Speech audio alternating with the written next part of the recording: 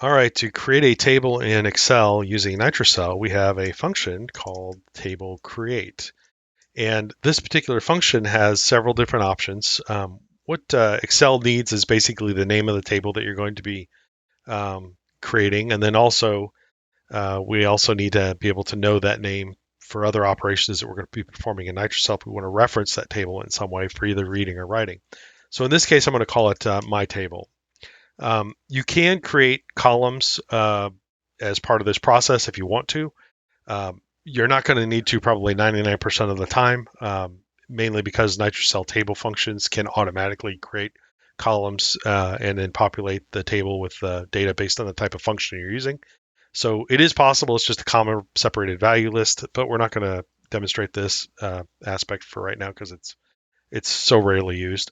However, the other thing that this needs to know is where you're going to put this table. So when you're creating a table, we're going to put this at, let's say, wow tab.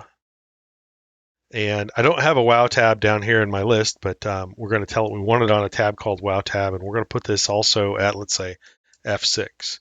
Now, if we run this, you'll notice that Nitro-CELL was smart enough to figure out that, hey, that tab doesn't exist. And it created the tab and then also placed a default empty table at F6 like we requested.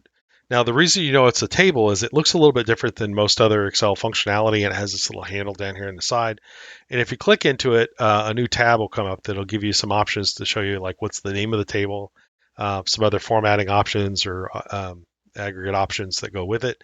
And if you don't like this table, you can of course just delete it and have it recreate it. So if we wanted to move this up to, let's say, B2 and run, you'll notice that it recreated it at B2.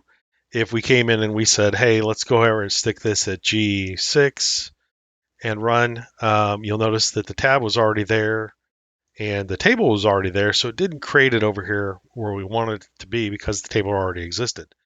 If you need to move a table, you can always just grab it and move it. It's still the same reference. But that's just an important thing to note here is that when you're creating tables, it's if it does, even if you've specified a location for it to go, if it already exists, it's not going to recreate it.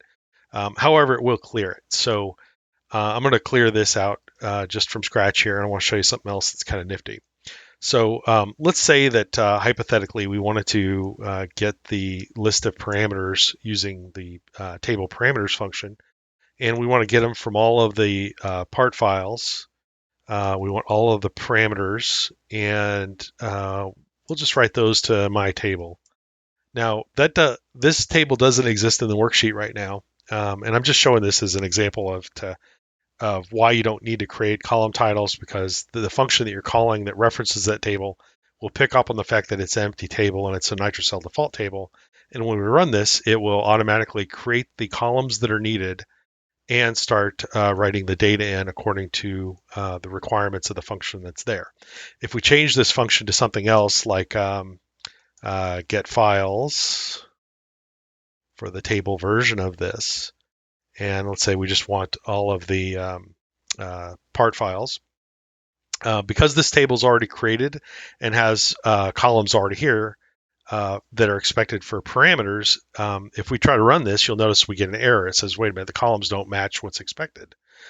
Mainly because this function that we're running for the get files has a different format for how things are writing out. So I'm going to delete this table and just simply rerun it. And you'll notice that we're recreating our table and we're also getting the columns specific to the type of output of the function that was created. There's a lot more that you could do with tables and a lot of really cool stuff. So look at the other videos to kind of learn a little bit more about them.